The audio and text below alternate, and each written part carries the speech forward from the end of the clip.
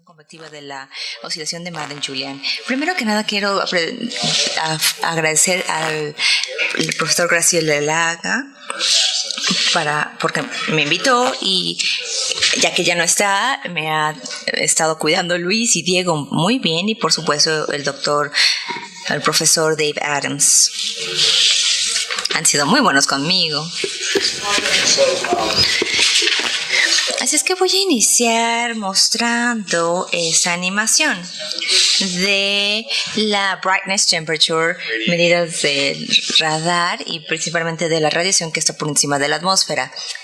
Y cuando primero ves esta animación, y esto salió ayer, a cuenta cuando estábamos hablando de la convección de mesoescala en las latitudes medias contra los trópicos. Entonces parecería que eso es caótico cuando lo ves de primera vez. Hay muchos sistemas, organizaciones de mesoescala y estas celdas más pequeñas de aquí se pueden ver y pueden ver que muchos de esos van hacia el oeste con el tiempo y otros también se están moviendo hacia el este. Pero yo discutiría que de hecho haya una organización para estas perturbaciones en una escala más grande y tal vez pueden notar, aquellos de ustedes que han estado viendo esto por un tiempo han notado que de hecho el sobre de convección empieza aquí en la mitad del océano Índico, por supuesto, sale hacia depresiones tropicales que se propagan en cada hemisferio, pero con el tiempo este sobre se está moviendo en esta dirección, hacia el este. Y podrían ver que eso de hecho es un resultado de un disturbio de gran escala en la atmósfera. Y voy a hablar de diferentes tipos de disturbios que organizan convecciones en escalas más grandes, a diferencia de la mesoescala, de lo cual Rich estaba hablando ayer. Así es que sí, vamos a la primera diapositiva. Y por cierto, me dará gusto contestar preguntas en cualquier momento. Si algo no está claro, por favor, interrúmpanme, no hay problema. Y la mayor parte de esta plática se hizo con mis colegas Juliana Díaz y Kazuyoshi Kikuchi.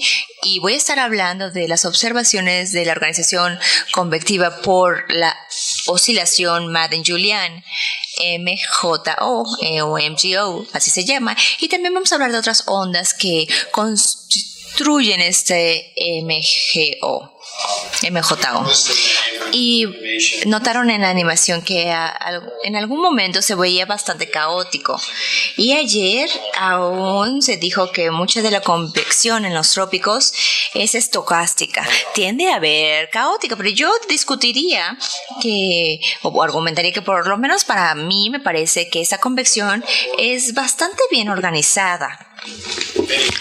En muchos casos.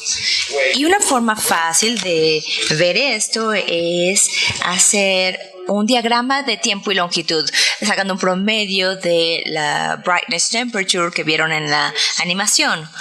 Y en este caso, de 5 al sur a 5 al norte. Así es que esta es una línea ecuatorial de brightness temperature o temperatura de brillo en esos 3 meses del 2002 y estamos yendo del meridiano de Greenwich hacia el otro lado. Así es que esta es una vista mundial a lo largo del Ecuador. Así es que, ¿qué es lo que vemos?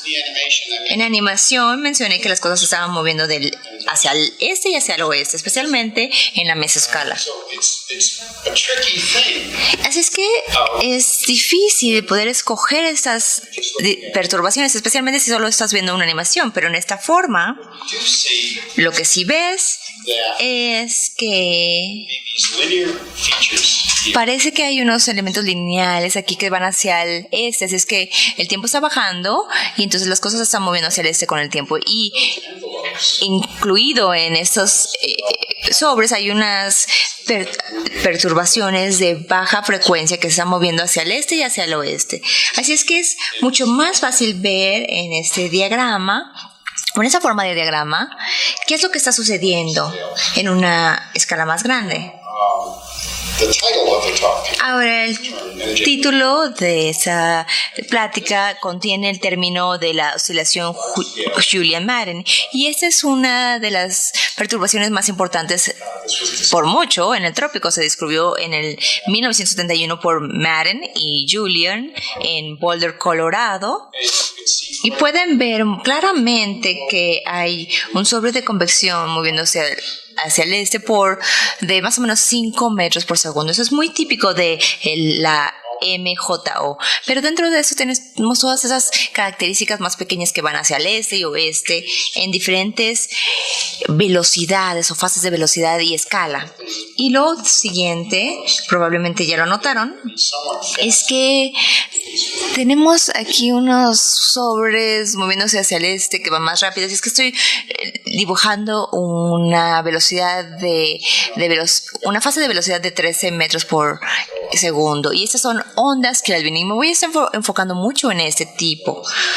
También voy a hablar mucho de la MJO. Y si lo vemos aquí, podemos ver diferentes ejemplos. Y hay muchos más.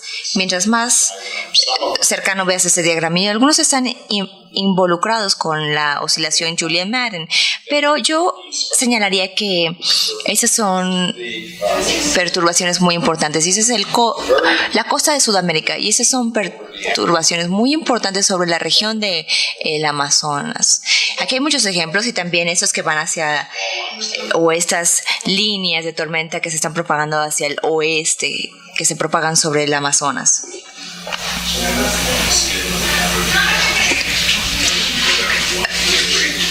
Disculpe, no lo escucho.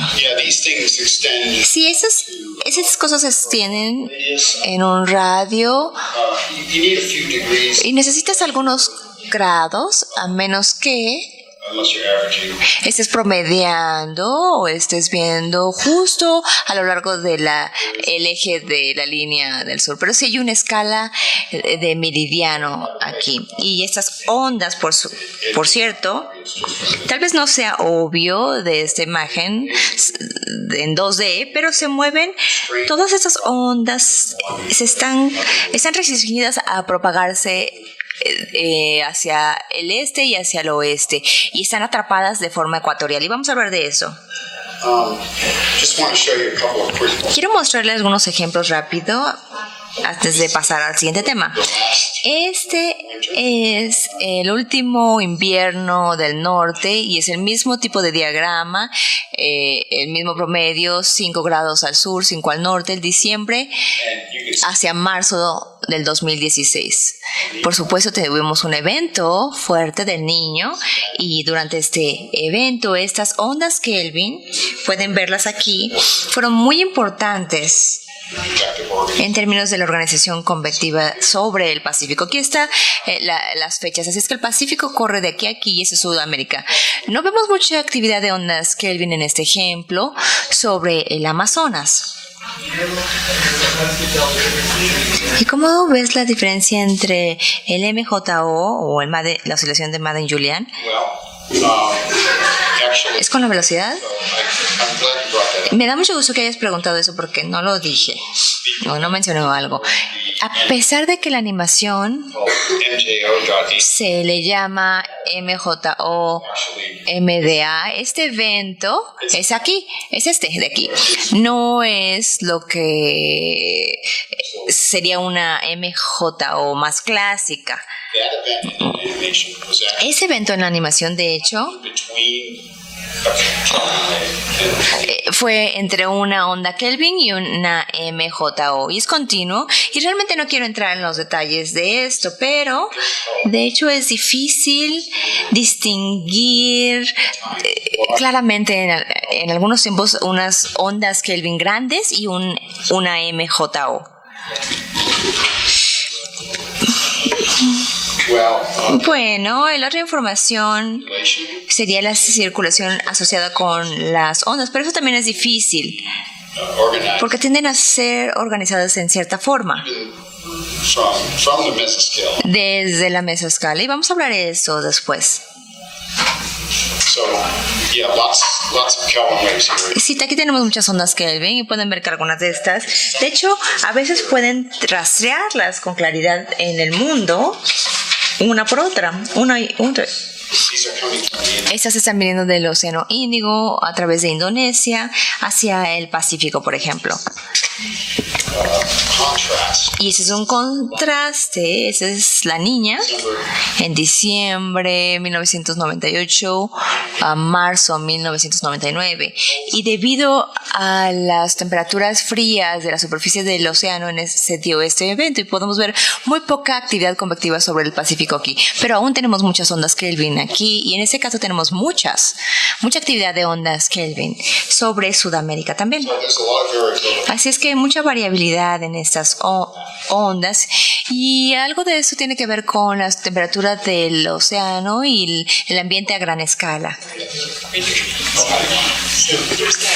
Entonces tenemos esa brecha en la firma convectiva. ¿Ves que se propagan como ondas secas? Así es que esa es la fuente de las que suceden en Sudamérica. A veces, casi la mitad de las ondas Kelvin sobre el Amazonas vienen del Pacífico y más o menos 30% son causadas por perturbaciones que vienen de los trópicos.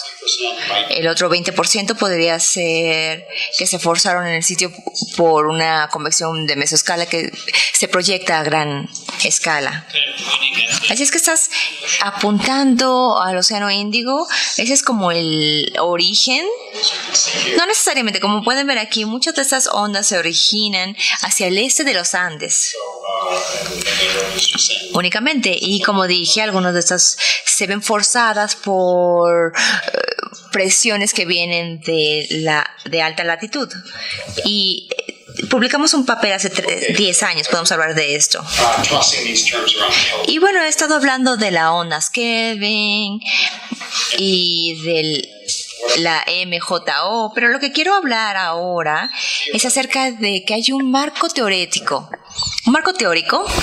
que nos puede ayudar a entender cómo se organiza esta convección en la larga o en gran escala y resulta que hay un artículo clásico de Taro Matsuno que salió en el 1966 y este es un ejemplo fabuloso de un desarrollo teórico que de hecho antecedió la parte de observación. Así es que Matsuno predijo que estos modos deberían de existir, estos modos atrapados en el Ecuador usando un sistema relativamente sencillo, y sucedió que casi después, inmediatamente, estas ondas se identificaron en la atmósfera.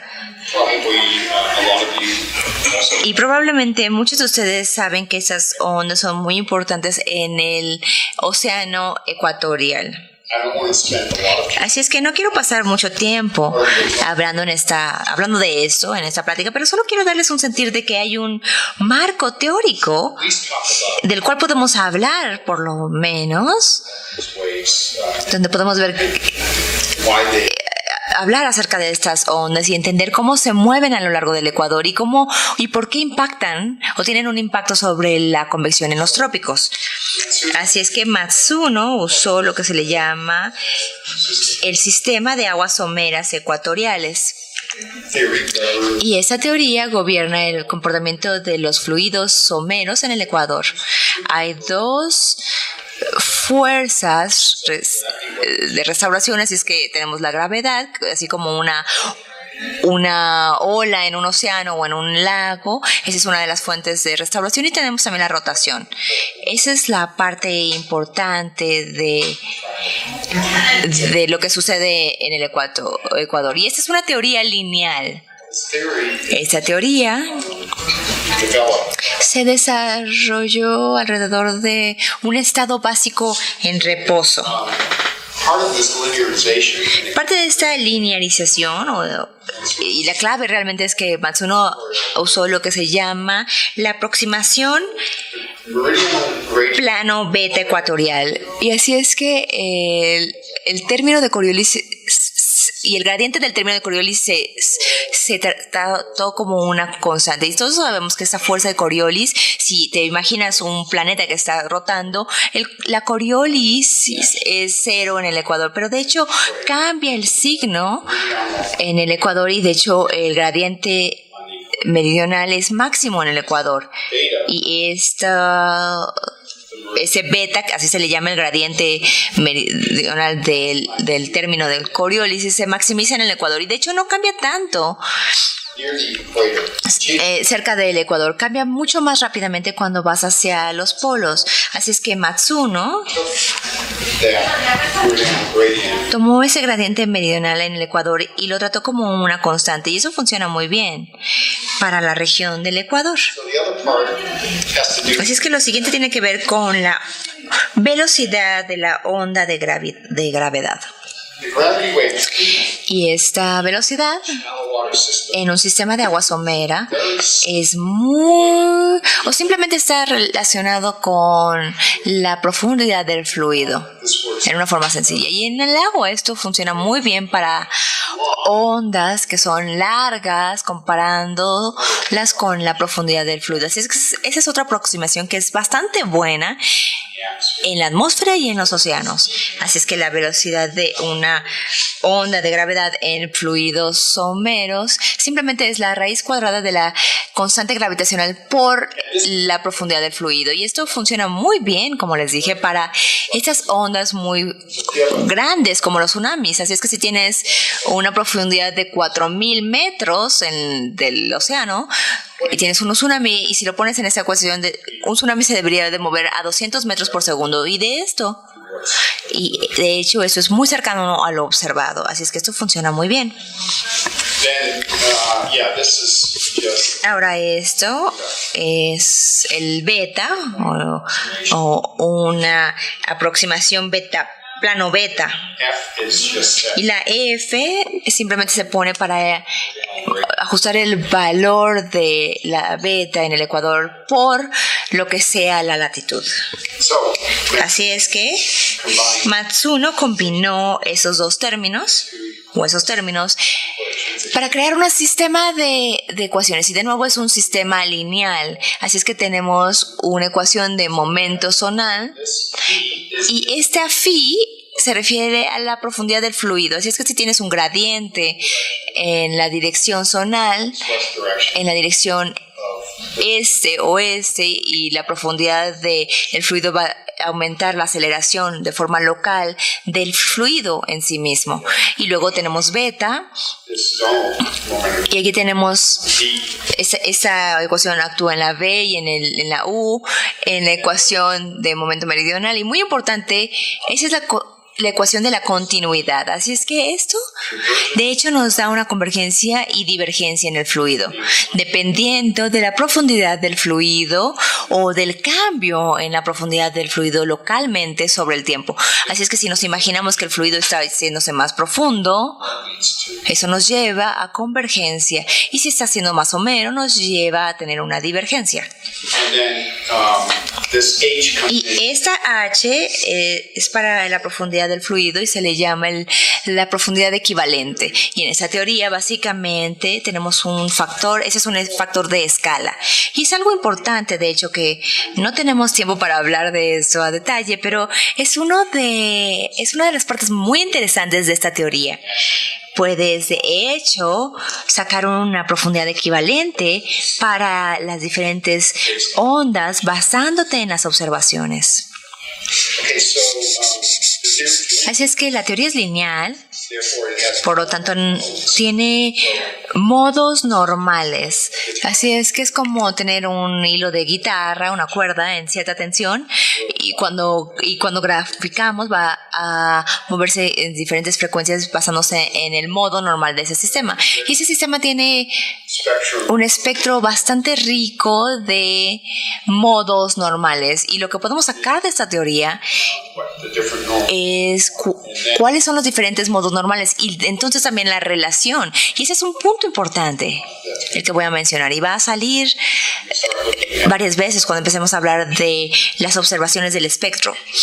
podemos relacionar el número de onda zonal o la escala este-oeste a la frecuencia para cada uno de estos modos normales.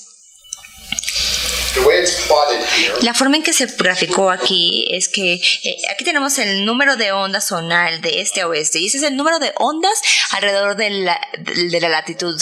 Este número de ondas están a la derecha y tenemos números negativos hacia el oeste. Así es que la onda número 1 sería una onda alrededor del mundo, la onda número 2 sería que tenemos 2 ondas y etcétera.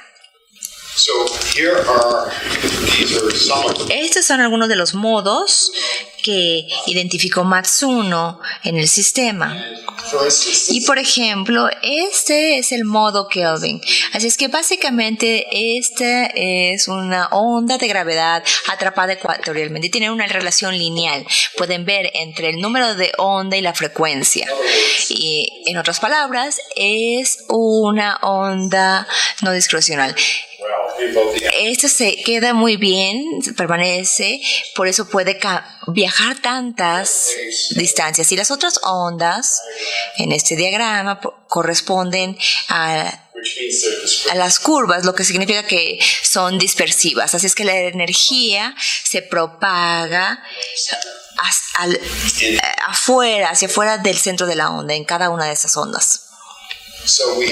Así es que tenemos ondas de Miss-Rossby o de gravedad Miss-Rossby mezclada y aquí tenemos algunas ondas de gravedad inercial. Así es que tenemos bastantes observaciones aquí. Y lo otro que sacamos de la teoría es la estructura horizontal de las ondas. Esa es la estructura teórica de la onda Kelvin. Así es que lo que grafiqué aquí son los vientos. Así es que las ondas Kelvin tienen, bueno, en teoría, una teorética por lo menos, tiene un flujo de este a oeste horizontal. Y entonces la B es 0 para esta onda. Y el flujo zonal es máximo en el ecuador. Pueden verlo aquí. Y luego decae exponencialmente cuando se aleja y la presión se grafica en los contornos. Y pueden ver que el flujo zonal está en fase con la presión. Así es que en esta región de aquí, el flujo zonal es solamente zonal. Y nos va a dar una convergencia. Y eso se ha graficado, se ha sombreado en azul. Así es que si esto fuera una circulación de bajo nivel asociado con las ondas Kelvin, esperaríamos tener convergencia en esta región entre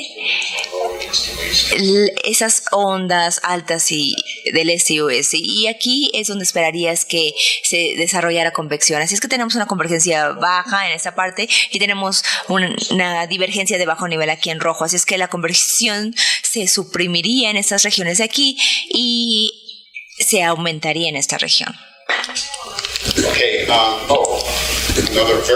Bueno, y otro punto muy importante es que esta es una onda simétrica en el ecuador. Así es que, como mencioné, las ondas se atrapan o están atrapadas y solo se mueven en la dirección este-oeste en esta teoría. Y todos los campos en estas ondas Kelvin son simétricos. En otras palabras, tienen un pico en el ecuador y luego tienen el mismo valor en la misma latitud en los lados opuestos del ecuador. Y ahora, varios de estos modos normales son ondas antisimétricas en términos de la divergencia. Cuando estamos hablando de lo antisimétrico y simétrico, estamos hablando del campo de divergencia. Y este es la gravedad de Rossby mezclada o la onda Yanai. Y la razón por la cual se llama Yanai es que es la primera onda que se observó en la atmósfera. Después de que Matsuno sacó esta teoría, y que por cierto compartía una oficina con Yanai, y no se habían dado cuenta que lo que estaba viendo Yanai en la estratosfera, en datos de de ondas o de radio, y entonces les tomó como un año darse cuenta de que estaban trabajando con cosas similares. Es una historia interesante. Y en esta onda tienes convergencia al norte del Ecuador y divergencia al sur del Ecuador. Sí, tienes razón, convergencia aquí y divergencia aquí. Y lo opuesto hacia una onda después, o la mitad de la onda. Así es que es como un patrón simétrico, y esto consiste de eddies en el Ecuador. Así es que tienes aquí los gyres o circulaciones que están centradas en el Ecuador, que dan lugar a este patrón de divergencia-convergencia, y esto se mueve hacia el oeste, y la onda de Kelvin se mueve hacia el este. Así es que vamos a ver estas ondas y algunos datos al respecto. Y nos interesa el impacto de estas ondas sobre la convección en los trópicos. Así es que vamos a usar una variedad de datos satelitales de radianza, como en la animación. Así es que tenemos diferentes fuentes de datos aquí disponibles. Y esta es una aproximación de la precipitación. Y puedes de hecho detectar esas ondas muy bien, y también la precipitación por el brightness temperature, y también en alguno de los análisis de la circulación asociada con esas ondas voy a usar datos de reanálisis, y de hecho usamos sondeo por radio para ver lo que vimos en nuestro análisis. Esos son los mejores estimados de lo que sucede en la atmósfera, basándonos en la asimilación de datos. Y el ERA es muy bueno para el trópico, así es que lo usamos mucho. Y ahora les voy a mostrar un análisis espectral de frecuencia de número de ondas. Y no voy a entrar en los detalles de cómo determinamos esto, pero hay diferentes pasos involucrados. Y el importante es que primero decompusimos los campos de brightness temperature en componentes simétricos y antisimétricos en el Ecuador, porque eso es lo que esperaríamos de la teoría. Y también hicimos transformaciones complejas de Fourier, FFTs en el espacio, y también promediamos la energía. Y en este caso les voy a mostrar los promedios entre 15 grados al norte y al sur. Así es que es un espectro ecuatorial. Y luego determinamos un espectro de fondo también para obtener los picos, pero no necesitamos tomar ese último paso. Este es un espectro puro de brightness temperature de 1983 al 2006 para el componente simétrico de brightness temperature entre 15 grados al norte y al sur. Así es que usa todos los datos, 8 datos diarios. Son muchos números para poder hacer esta imagen. Así es que lo que tenemos aquí, de hecho, es la forma en que lo graficamos. Tratamos de hacerlo similar a la dispersión de la teoría de Matsuno. Hemos graficado el cero en medio, y luego tenemos números de onda hacia el este, hacia el oeste, en negativo, y también es lineal en frecuencia. Y esos son algunos periodos en diferentes ubicaciones asociados con esas frecuencias. Así es que este diagrama va de periodos de 96 días hasta 1.25, y el sombreado es la varianza o la energía en número de onda o frecuencia. Así es que hay diferentes características interesantes en este diagrama. Una, primero que nada, es que es un espectro muy rojo, ambos en tiempo y espacio, lo cual es muy típico de parámetros geofísicos. En otras palabras, la energía aumenta muy rápidamente, o el potencial, hacia las escalas más grandes y las frecuencias más bajas. Eso es un espectro rojo, pero no es uniforme. Podemos ver un ojo aquí de toro, digamos. Tenemos un gran pico que eso, de hecho, corresponde a la oscilación Madden-Julian. Es el pico más grande por mucho. Podemos ver que hay mucho más potencial en el lado este que en el oeste. Así es que aquí podemos ver la MJO. Y de hecho, este pico de aquí corresponde a las ondas Kelvin. Y aquí tenemos unas ondas ecuatoriales. Y de hecho tenemos otro pico para las ondas de gravedad inerciales. Y mucho de esto, lo que nos está mostrando ese diagrama se refiere a la fluctuación del fondo. Así es que nos gustaría sacar ese fondo para traer más a la luz los picos del espectro. Así es que cuando haces un espectro de pico, tratas de estimar el ruido para poder saber cuáles picos son estadísticamente significativos, y eso es relativamente fácil de hacer de la teoría basándonos en la correlación ROI, pero en tener el espacio y el tiempo juntos, entonces no tenemos una forma analítica de hacer esto, que conozcamos por lo menos. Tal vez algunas personas aquí podrían pensar al respecto y sacar una forma. Nos encantaría ver eso.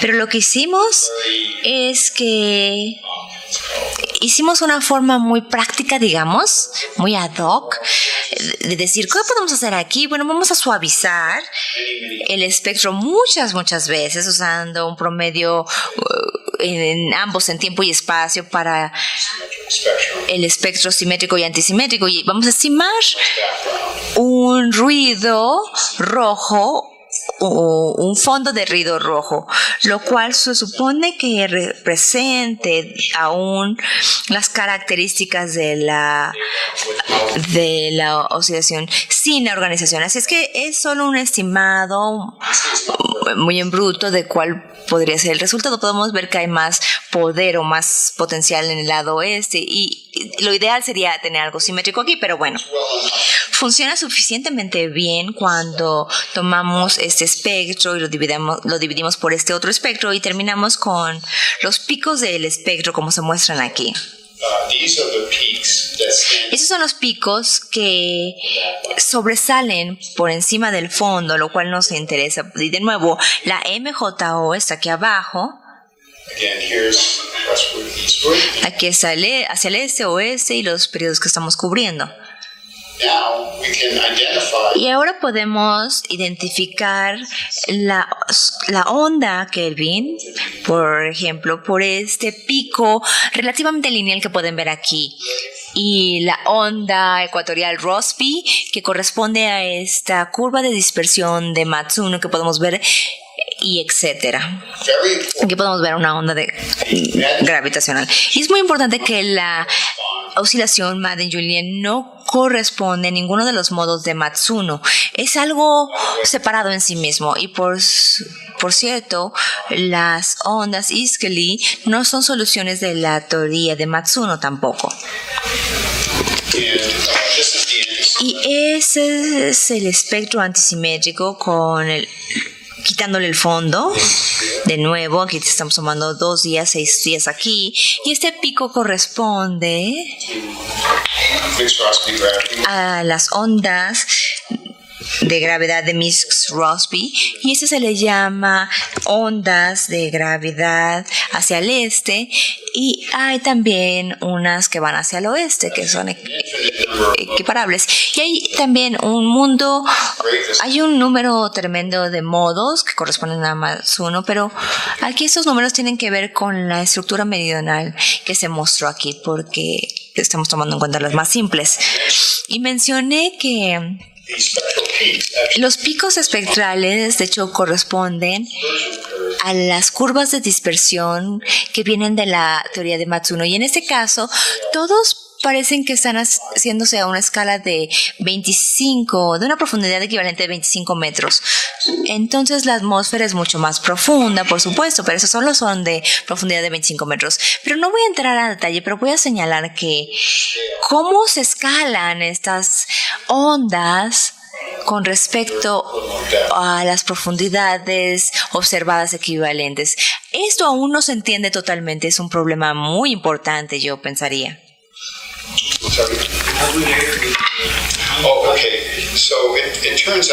Bueno, resulta que hay una teoría. Fulton y Schubert sacaron una teoría que dice que si tomas las ecuaciones permanentes puedes, de hecho, sacar cuál sería la profundidad equivalente para las ecuaciones permanentes y cuál debería de ser. Y esa teoría funciona muy bien para esas ondas en la estratosfera, para las ondas secas. Así es que si simplemente tomas la estratificación observada, entonces si obtienes lo que esperarías para esa teoría. Pero esas profundidades equivalentes van más o menos de 100 a 300 metros, lo cual es mucho más grande que esas. Ahora, ¿por qué es que estas ondas escalan a esta profundidad equivalente? Definitivamente tiene que ver con el hecho de que son acopladas efectivamente, y ciertamente se relaciona en parte con el hecho de que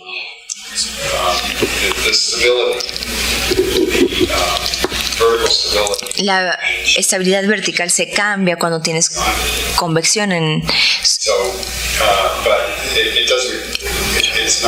pero no es algo fácil de hacer, porque la convección de mesoescala que constituye estas ondas está ocurriendo de forma o en áreas localizadas, pero se propaga a la escala más grande también. Así es que es un problema muy interesante.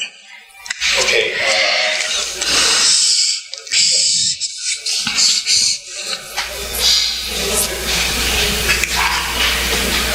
So in your last slide. Así es que en la última diapositiva, ¿dónde están esos puntos que estás mencionando? Esos puntos más grandes son soluciones de Matsuno. Perdón, no lo aclaré.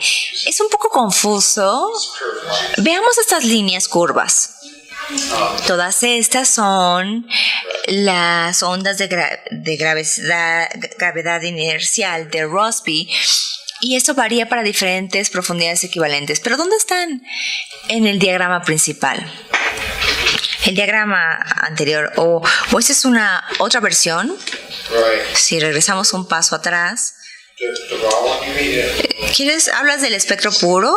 Yo no tengo el antisimétrico en puro, pero puedo mostrarles en un momento. Ese es el simétrico puro. Yo me refiero al teorético de Matsuno. ¿Dónde está? ¿O no lo tienes ahí? Bueno, miren esto. Este es la temperatura de brillo y su espectro simétrico. Y aquí podemos ver un pico. Y otro acá. Y definitivamente otro acá. Así es que regresemos a esa diapositiva. Y la onda Kelvin es la más fácil de identificar, ¿cierto? No puse aquí las profundidades equivalentes, pero eso está a 25 metros. Entonces esa es esa curva. Eso es un poco confuso, disculpen. Pero ahí hay una curva y parece ser recta.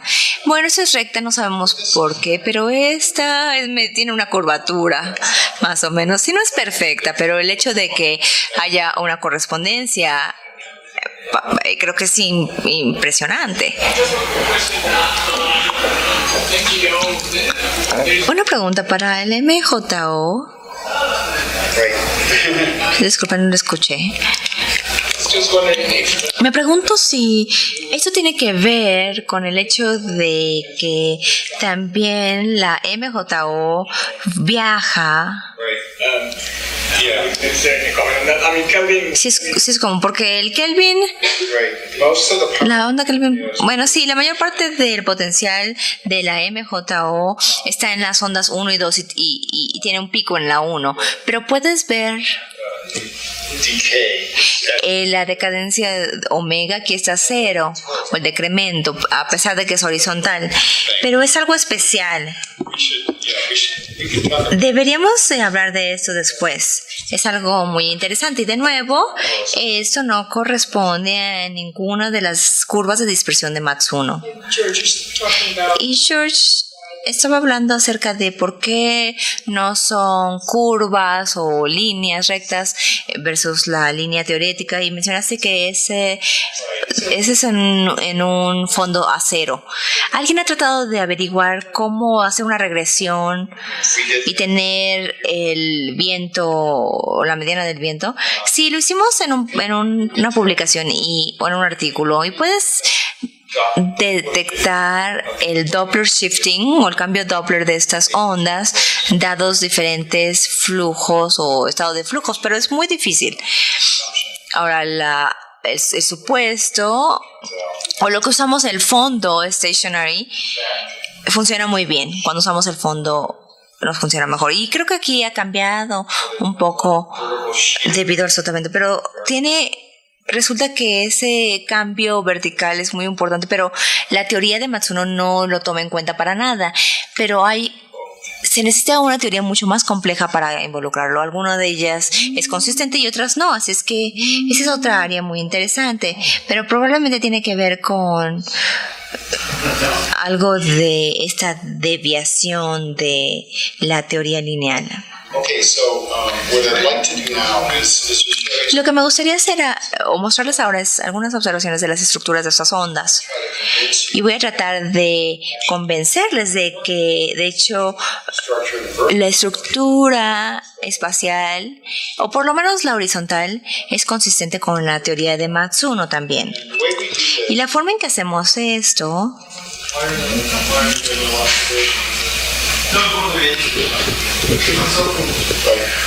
we think sí, creemos que es debido a el corte o el cizallamiento vertical. Deberíamos hablar de esto porque un amigo y yo escribimos un artículo y de hecho llegamos a tu oficina hace unos años para hablar contigo acerca de esto y creo que es aún un misterio. by the way, Por cierto, westward las líneas de tormentas que se propagan hacia el oeste de muchas maneras y creo que las que pasan sobre el Amazonas de hecho corresponden en algunos casos a estos modos de gravedad inercial.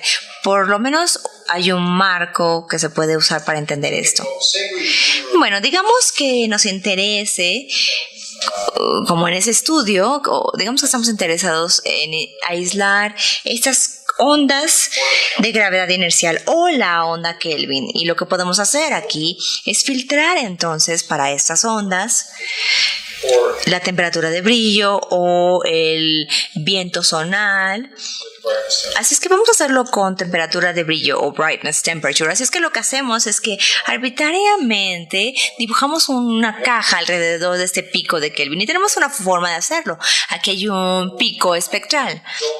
Así es que queremos filtrar eso. En este caso queremos filtrar la temperatura de brillo Klaus para la onda Kelvin. Así es que tenemos el coeficiente de 48 asociado cuando hicimos este cálculo del espectro. Fourier Y tenemos ese coeficiente 48 asociado con cada una de las celdas de tiempo. Y podemos establecer un cero coefficients outside para poner el coeficiente a cero para una región de tiempo-espacio específica y poner eso en unas cajas arbitrarias y decir que esta es la temperatura de brillo filtrada por Kelvin. Luego tenemos una serie de tiempos filtrados en cada punto de la celda. Así es que hicimos eso de manera separada para cada celda. Así es que lo que voy a mostrarles ahora es una forma estadística de la onda Kelvin. En este caso en el Pacífico vamos de 1.20 más o menos por Australia, Nueva Guinea y Sudamérica está aquí y aquí está México.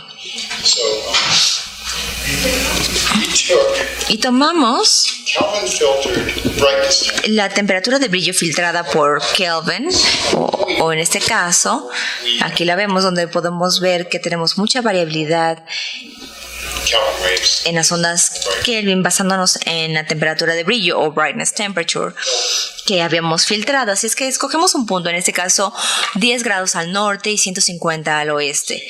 Very long Y estamos usando un registro de tiempo muy largo, de junio a agosto, y ese es el verano del norte, y tenemos un tiempo, una serie de tiempo de temperatura de brillo en este punto. Así es que imagínense que va positivo, negativo, y hay anomalías.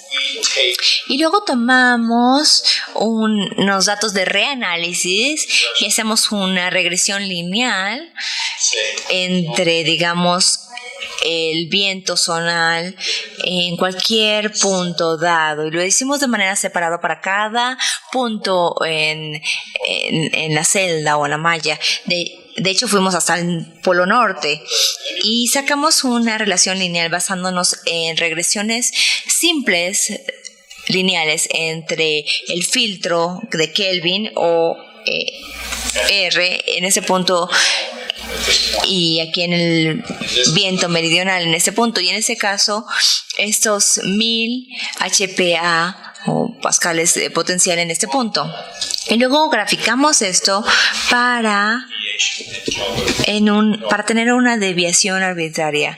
En este caso tenemos menos 20 watts por metro cuadrado en ese punto como base. do the same thing for OLR. Y luego hicimos lo mismo para So if I did OLR. a minimum Así es que en ese punto tienes un mínimo de OLR, porque esa es la base. that's in blue, Así es que esto lo tenemos en azul y eso representa la convección. Una perturbación negativa representa cimas de nubes frías, y esa es una aproximación para la convección profunda en los trópicos, y lo rojo es cuando tenemos una supresión de un OLR anómala contours en cada lado, y los contornos son geopotenciales, así es que tenemos positivos aquí y sólidos y los negativos por acá. Y lo que podemos ver es que en este caso high pressure tenemos una alta presión hacia el oeste y baja presión hacia el este, y de hecho se centran en el ecuador. we're not doing this No estamos haciendo esta regresión para el OLR en el ecuador, porque esa es la zona seca y tenemos mucha menos actividad de Kelvin debido a la superficie fría, especialmente en el Pacífico. Así es que escogemos un punto en el ITCC. dynamical Pero los campos dinámicos, la presión y el viento, podemos ver que de hecho tienen un pico en el ecuador para la onda Kelvin, a pesar de que la temperatura de brillo tiene un pico fuera del ecuador.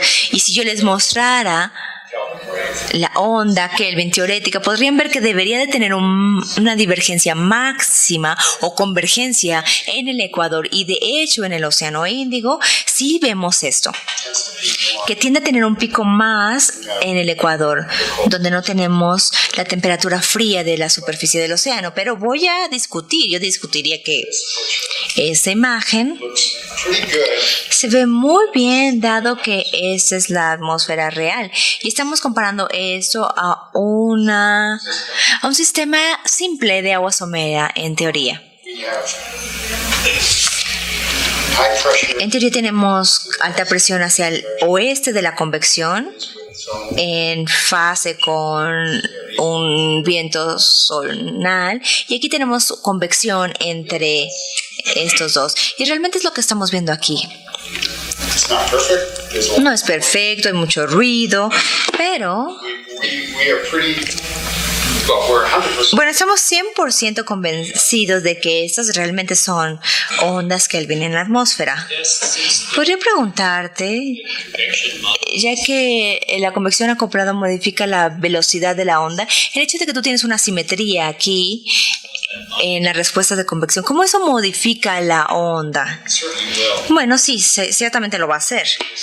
Y lo que acabas de mencionar, Muller, I have one on my lap. no tengo el Hot Muller, tengo una en mi computadora, pero Si vemos cómo se comportan esas ondas en el Océano Índico, sí se mueven más lentamente y luego cuando se propagan hacia el Pacífico se mueven más rápidamente. Así es que van más o menos a 20 metros por segundo, donde están más fuertemente acopladas a la convección y luego se mueven más rápidamente. Creo que estaba pensando como en este lugar hay un aumento en la simetría y eso ciertamente va a tener un impacto y va a terminar destruyendo la onda. So, yeah, in other words, Sí, de hecho, en otras palabras, el calor no se proyecta en la estructura teorética, así es que va a tender a tener una interferencia, ciertamente.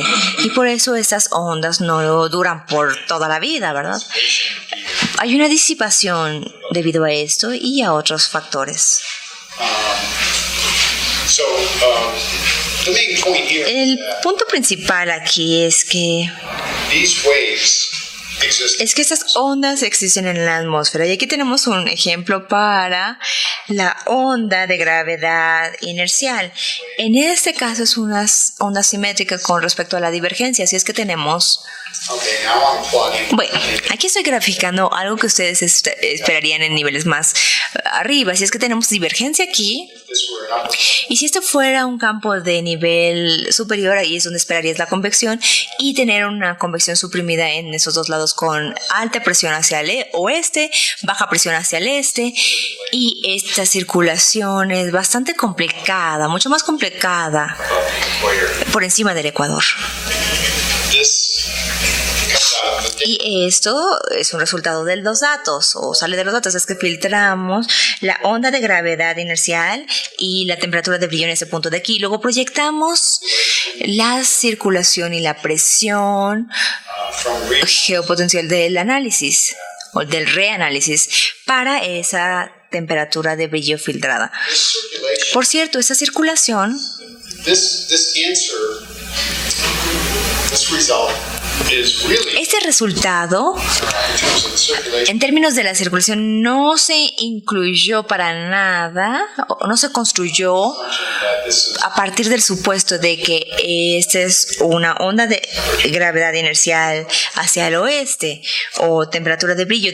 En otras palabras, no hay información acerca de cómo debería de ser la circulación this procedure. para cómo hacemos este procedimiento.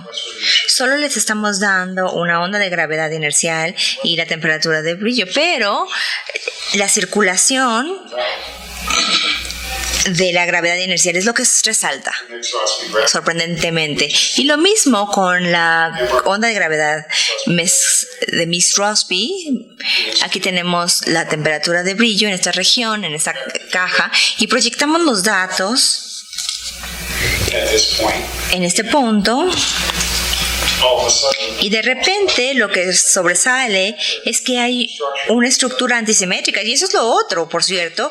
No estamos descomponiendo la temperatura de brillo hacia un antisimétrico o simétrico, pero eso es lo que sale de este análisis, una estructura antisimétrica con los eddies que se centran en el ecuador, exactamente como esperaríamos well, not exactly. de la teoría. Bueno, no exactamente, si podemos ver aquí, tenemos unas diferencias y de nuevo esperamos o sospechamos tener cizallamiento porque en teoría esto debería de ser orientado zonalmente, esos campos. In reality, yeah. Y en la realidad, de hecho, tenemos una pendiente muy sustancial en la latitud y creemos que tenemos una inclinación. Creo que entendemos por qué sucede esto en principio, no es solo por el cizallamiento vertical, pero también porque hay uno horizontal debido a los datos de fondo que tenemos. Waves exist. Así es que estas ondas existen I think y creo que podemos discutir muy convincentemente que sí tienen que ver, son responsables de mucho de lo que ven en esos diagramas Hot-Molar. Y lo otro que podemos hacer cuando empezamos aquí es que estas son las relaciones, esta es la relación simultánea entre la temperatura de brillo y la circulación y la presión. look at the lag, Podemos ver la relación del retraso watch how these waves y ver cómo evolucionan estas ondas mientras se propagan vary. a través de un estado muy básico de oeste a este. Así es que en otras palabras hay un viento zonal de fondo y meridiano, ¿no? Y el cizallamiento vertical es mucho más grande de lo que se tiene aquí. Y ahora tenemos herramientas para analizar cómo la estructura de estas ondas cambian mientras se propagan a través de esa mediana. The last thing I'll talk about, Y lo último que voy a hablar, si tengo tiempo, real quickly, just want to mention, solo quiero mencionar la estructura vertical. Y eso, por supuesto, es donde se descompone la teoría de Matsuno, o donde falla, digamos. Básicamente su teoría es para una capa, básicamente para agua somera. Y en la atmósfera real tienes todo tipo de estructuras basic statement. en el estado base de fondo, en lo vertical. Así es que usando el mismo método, We're looking at radius sonding ahora estamos viendo datos as de sondeo so por radio y en este caso estamos usando at the nearest un OLR con un filtro de Kelvin para esta estación y hay muchos años de datos que se tomaron para esta imagen y estamos graficando tiempo versus presión of the zonal wind. del viento zonal y lo rojo significa que tenemos anomalías hacia el oeste y lo azul que tenemos hacia el este, anomalías.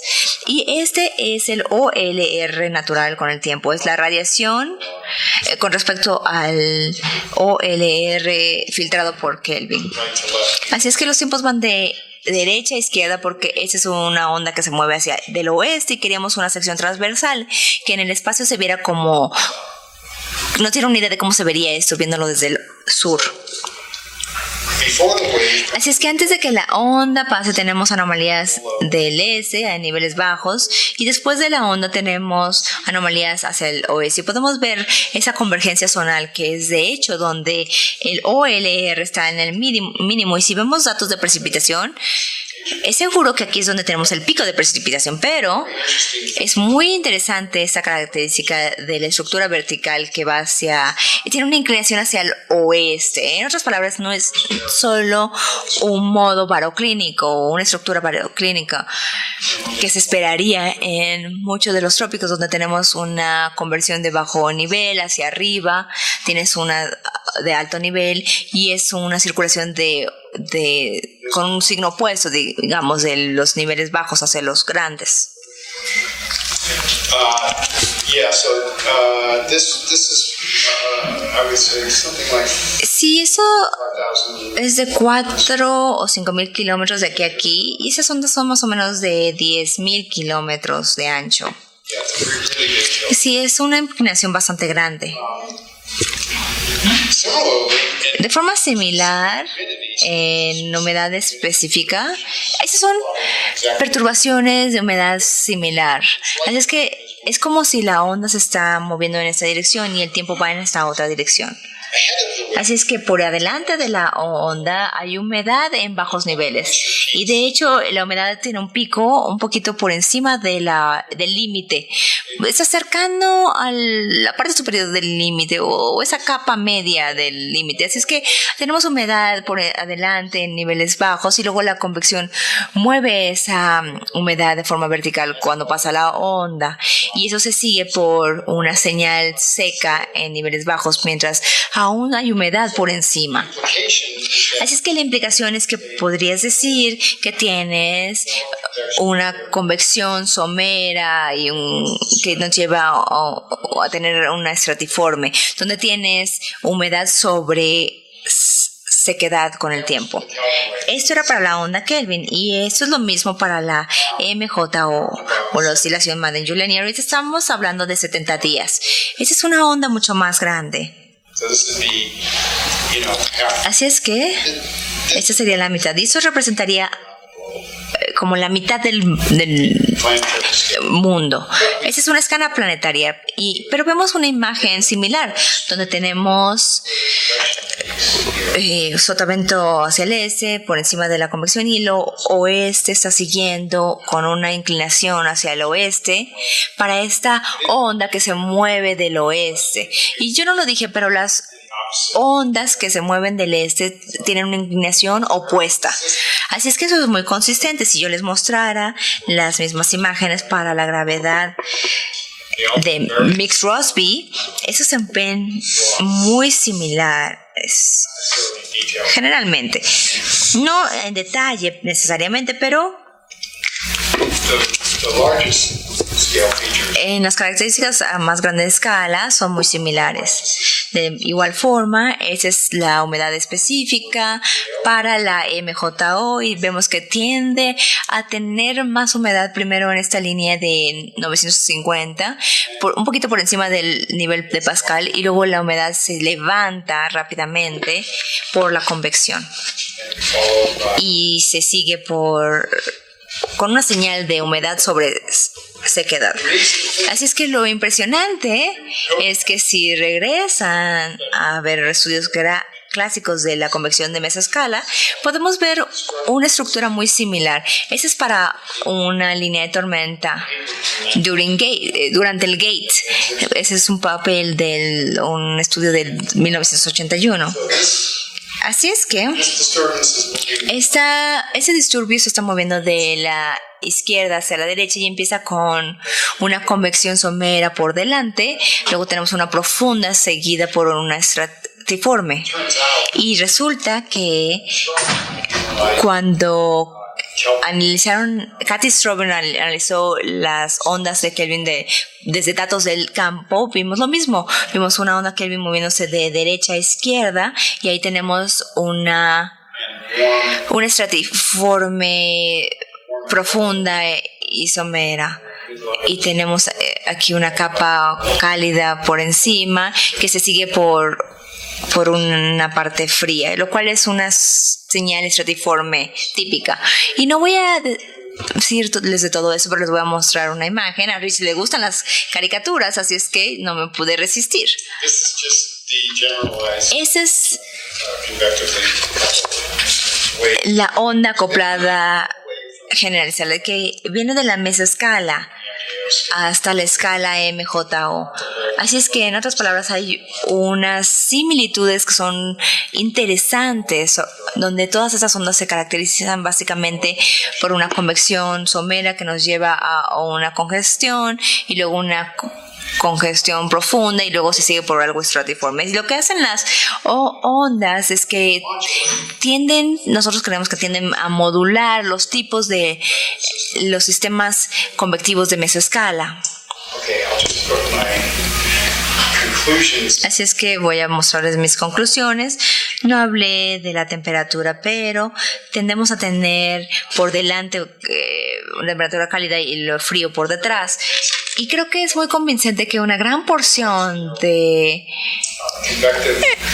la organización convectiva de larga escala en los trópicos se puede explicar, por lo menos en términos generales, por la teoría de aguas someras de Matsuno, y donde todas las ondas tienden a tener esta humedad de bajo nivel por delante de ellas y un alto cape, lo cual es que se levanta la humedad rápidamente cuando se desarrolla la convección, seguida por una señal estratiforme de niveles secos, donde la humedad se sigue levantando, y eso de hecho se puede ver en la nube. No hablé de eso, pero por los datos que se ven en el campo es bastante evidente que esos tipos de nubes siguen lo que se esperaría de manera muy cercana desde esas otras características de las ondas. Así es que muchísimas gracias.